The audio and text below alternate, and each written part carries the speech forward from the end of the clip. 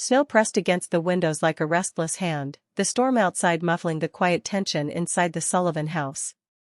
Christmas morning should have sounded like wrapping paper tearing and children squealing. Instead, the only noise was the scrape of a chair as Margaret Maggie Sullivan pulled herself up from the table. She held an empty prescription bottle in her palm, rolling it like a dice she had already lost. "I'll need 100 for the refill," she said softly, almost apologizing for the words.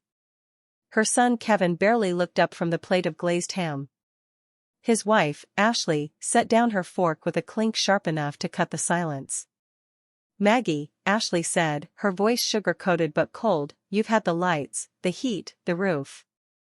That should be enough." The words struck like ice water. Across the room, the twins froze in the middle of peeling the ribbon off a box. Kevin chuckled, low and dismissive, as if his mother had told a joke. "Don't start, Ma.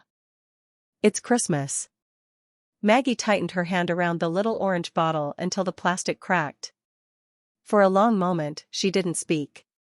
The storm hissed against the glass, louder than breath, louder than blood in her ears. She reached into her cardigan pocket and pulled out a folded slip of paper. Her handwriting curled across the page in neat rows, numbers stacked like bricks. She placed it in the center of the table, next to Kevin's plate. "You think this house stands on its own?" Her voice carried now, thin but cutting. "For 7 years, I've paid every mortgage bill. 7,000 a month. Every dime." Kevin's fork slipped, clattering onto porcelain. Ashley's face hardened, a mask slipping into place. Maggie looked at them both, her chest rising and falling with something more than age. "Don't you dare call me a burden. I've been the only reason this roof didn't fall on your heads." The room was still. The twins stared at their grandmother as if seeing her for the first time. Kevin opened his mouth, then closed it, color draining from his cheeks. Ashley broke the silence with a sharp laugh that didn't reach her eyes. "That's ridiculous. You expect us to believe you've carried this house?" Maggie didn't flinch. She reached again into her pocket and laid down proof, receipts, bank slips, the careful records of a woman who had lived a life of counting every cent. The papers spread like cards in a hand too strong to ignore. The storm outside howled, rattling the windows, but it was nothing compared to the storm at the table. Kevin's hand trembled as he shoved back his chair, the leg screeching against tile. He looked at his mother, at the receipts, and then at Ashley. "You said she didn't have anything," he whispered. Ashley's eyes narrowed. And in that instant, Maggie realized the truth: this was not about medicine or even money. This was about secrets, secrets that had been feeding on her silence for years. And now, they were hungry. The receipts lay across the table like a crime scene no one wanted to claim. Maggie sat still, her fingers trembling only slightly, though her eyes were steady. She had not raised her voice, she didn't need to. The numbers had spoken louder than any shout. Kevin leaned against the counter now, jaw tight, his once easy grin replaced by something darker, unsettled. He glanced at the twins, then at Ashley, as though searching for a script he could follow. Ashley, for her part, had retreated behind the armor of her own silence, arms crossed, nails digging into the sleeves of her velvet robe. Maggie broke the stillness first. "You told me not to worry. Every month, I handed you the check.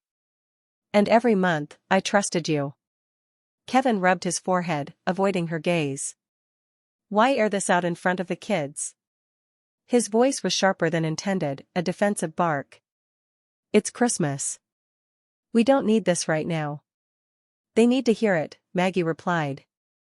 "They need to know who's keeping this house standing. Not stories. Not excuses. The truth." The children exchanged a glance, confused, their excitement over presents already dissolved into unease. Ashley moved suddenly, gathering the papers into a messy stack and slamming them back in front of Maggie. "Enough. So you chipped in. Fine. But don't act like some martyr. We've all carried weight here." Maggie's lips pressed into a line. She wanted to shout, but instead her words came quieter, steadier, more dangerous. I never asked for thanks. I asked for respect. And tonight I learned there's none left in this house for me. The weight of her words settled, and for a moment, Kevin faltered. He looked at his mother as though seeing the lines on her face for the first time, the tired years, the sacrifices that had aged her faster than time should have. His mouth opened, ready with an apology, but Ashley's sharp glance cut him down before it could leave his lips. The storm outside cracked with thunder, an odd gift of winter lightning. Maggie stood, her chair scraping the floor. If you think this is just about money, you're wrong. I feel something rotting here, and I won't sit quiet any longer. Kevin's phone buzzed on the counter. He snatched it up quickly, shielding the screen from view. Maggie caught the way his eyes darted, the way his thumb hesitated before silencing the call. That flicker told her more than words could. There was something else, something buried deeper than unpaid respect. She let the silence stretch, holding her son's gaze. Who was that, Kevin? No one, he muttered, too fast. Ashley jumped in, her tone falsely bright. Probably one of his work buddies. Don't twist it into something it's not. But Maggie's gut told her otherwise. The numbers she had revealed were only the surface. The real storm, the one that could tear this family apart, hadn't broken yet. She sat back down, folded her hands, and for the first time in years, she felt the steel of her own spine. Then let's stop pretending, she said. Tell me the truth. All of it. The storm outside roared, and inside the house, silence pressed heavier than snow. The morning after Christmas broke gray and heavy, the storm having left the world blanketed in silence. Maggie sat at the kitchen table alone, a mug of coffee cooling between her hands. The house was still, except for the faint creak of the floorboards above. Her eyes kept circling back to the receipts she had stuffed back into her purse. She'd always prided herself on keeping records tidy, but now the neatness felt like an accusation. She had saved Kevin's house. Yet the look on his face when confronted, it hadn't been relief. It had been fear. She rose quietly and padded down the hall. Kevin's office door was ajar, the room dim with the blinds drawn. Stacks of papers littered the desk in careless piles. Maggie hesitated, then stepped inside. At first, it was ordinary clutter, unpaid bills, car magazines, a broken pen leaking ink onto a coaster. But beneath a crumpled folder, she found something that turned her breath cold. Her name. Printed in bold on a mortgage refinancing contract. Her heart thudded as she skimmed the lines. The signature scrawled at the bottom was supposed to be hers, but it wasn't her hand. She had never signed these papers. She set it down slowly, as though afraid to break the page. Another folder caught her eye. She pulled it open and froze. A life insurance policy. Her name again, this time listed as the insured. Beneficiary, Kevin Sullivan. Her legs weakened, and she sank into the chair. The room seemed to tilt, shadows stretching longer against the walls. This wasn't just disrespect. This was betrayal etched in legal ink. Her own son had turned her life into collateral. The sound of footsteps snapped her back. Kevin appeared in the doorway, hair mussed, face pale from lack of sleep. He stopped when he saw the papers spread across the desk. "Mom," he said, too quickly, voice tight. "You shouldn't be in here." Maggie looked up at him, the insurance form trembling in her hand. "Tell me this isn't what it looks like." Kevin swallowed hard, eyes darting from the paper to her face. "It's complicated. I just needed leverage to, you forged my name." Her voice cracked, but she held his gaze. "You made me worth more dead than alive." The silence after her words was suffocating. Kevin's jaw clenched, but he didn't deny it. A car horn blared outside, startling them both. Maggie moved first, gathering the papers and pressing them to her chest. "I kept this family alive, Kevin. And you," she broke off, choking back tears. "You were planning to bury me while I was still breathing." Kevin stepped forward, desperation flashing in his eyes. "You don't understand." "I didn't mean," but Maggie brushed past him, clutching the evidence. For the first time, she wasn't the quiet grandmother in the corner of the house. She was a woman who had just uncovered the truth, and the truth was dangerous. The storm outside had passed, but inside Maggie knew it was only beginning. Maggie locked her bedroom door for the first time in years. She sat on the edge of her bed, the forged documents spread before her like puzzle pieces she wished she could burn but knew she needed to keep. Each page was heavy with betrayal, heavier still with the knowledge that her own blood had put them there. Her hands trembled as she dialed the number for the bank printed on one of the forms. The representative on the other end confirmed what she already suspected: loans taken out in her name, balances unpaid, signatures matching hers. The voice was polite, detached, routine. For Maggie, it felt like the ground beneath her had cracked wide open. She hung up before her tears could be heard. Downstairs, the sound of laughter filtered through the floorboards, Ashley's voice, too bright, too brittle. Maggie could hear Kevin's deeper tones responding. The children, mercifully, were outside playing in the snow. She knew she had to confront them. But the thought made her chest ache. This wasn't a stranger on the other side of a desk, this was her son, the boy she'd once cradled through fevers, the man she had kept afloat with every dollar she could scrape together.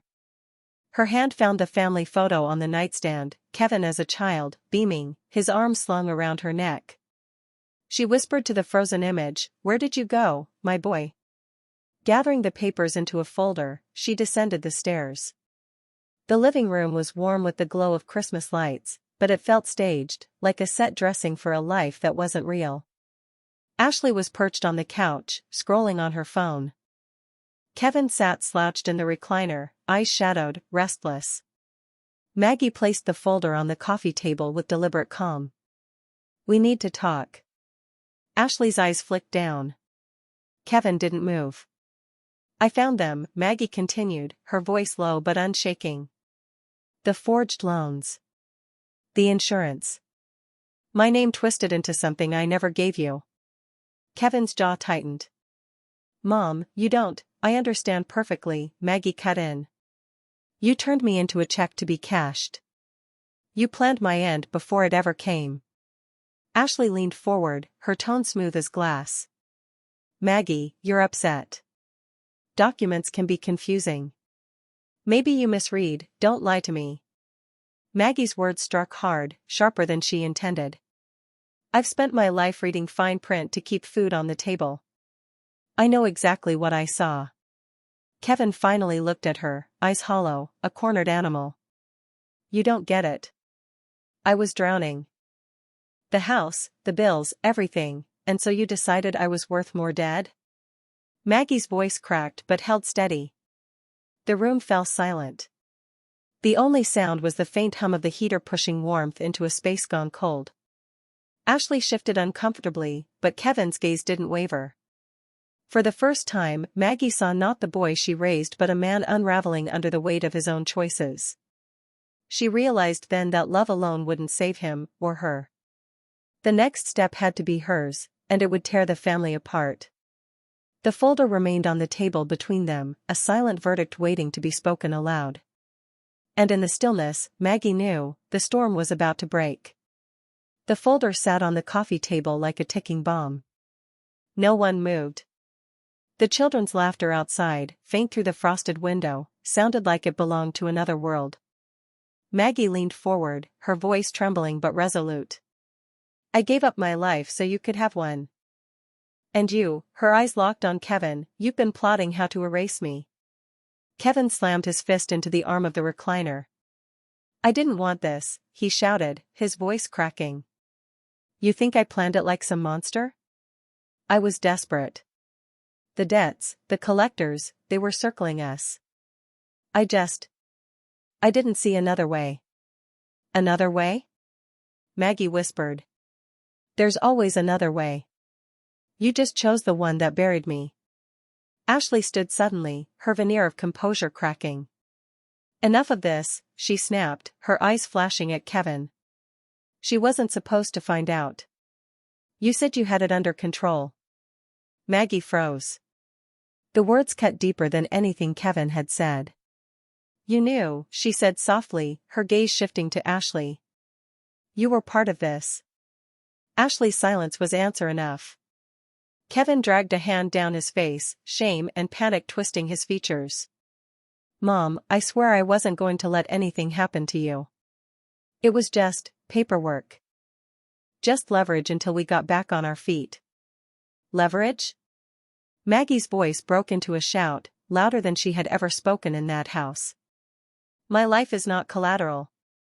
The room vibrated with the force of it. The Christmas lights flickered as though startled. Kevin stood now, towering, his shoulders heaving. You don't understand what it's like to fail, to feel everything slipping. Maggie rose too, her frail body straightening with a strength she hadn't felt in years. Don't you dare lecture me about failure. I spent decades breaking myself to keep you standing. Every meal, every bill, every roof over your head, that was me failing over and over, and still standing. And you, her hand shook as she pointed to the folder, you call that love? The children's voices drifted closer as they trudged up the porch steps. Maggie glanced toward the door, her heart twisting. They couldn't see this, couldn't walk into the shattering of their world. With sudden clarity, she gathered the documents, clutching them to her chest. I can't protect you anymore, Kevin, she said, her voice raw, final. But I will protect them, from you, from this. Kevin's face crumpled, a man breaking open. Mom, please, don't do this. I can fix it. But Maggie was already moving, her steps unsteady yet determined. She passed him, her son, without touching his arm, without looking back. The weight of her decision hung between them like a blade. As she reached for the door, Kevin whispered, broken, if you walk out, I lose everything. She turned, her eyes wet but unflinching. No, Kevin. You already lost it. The door opened to the frozen air, the children rushing in, cheeks flushed with snow. Maggie stepped past them, the folder gripped tight in her hands. Behind her, Kevin stood motionless, his life unraveling in silence, while Ashley sank onto the couch, staring into the void they had created. The storm outside had ended. But inside, the damage was permanent. The next morning, the world was silent under its blanket of snow. Maggie walked down the street, the folder pressed against her chest, her boots crunching through untouched drifts. She hadn't slept, not really. The night had been a blur of voices, Kevin's pleas echoing through her locked door, Ashley's brittle anger seeping under the cracks. But once the sun had risen, her decision had hardened like ice. At the corner, she stopped to catch her breath. The air was cold but clean, stinging her lungs in a way that felt almost like clarity. Across the street, the church bells began their measured toll, marking time in a town that would never know what had broken inside her house. She turned toward the police station. Not because she wanted vengeance, but because silence had already cost too much. Each step forward was a betrayal of the woman she had been, quiet, accommodating, endlessly giving. But it was also a promise to the woman she had become. Inside the station, the warmth hit her like a wave. An officer looked up from the desk, ready with the polite smile reserved for lost wallets and parking complaints. But when Maggie laid the folder down, her hand steady at last, the smile faded. These are forged documents, she said softly. My son signed them. And this, she tapped the insurance policy, he meant to profit from my death. The officer nodded, his expression grave, and began leafing through the evidence. Maggie sat in the plastic chair, the weight lifting from her shoulders even as her heart splintered. When she returned home later that day, the house was still. Kevin was gone. Ashley too. The children's coats were missing from their hooks. Only silence remained, deeper than before, hollowing out the rooms like a shell. She walked through each space slowly, her fingertips grazing the walls she had kept upright with every sacrifice.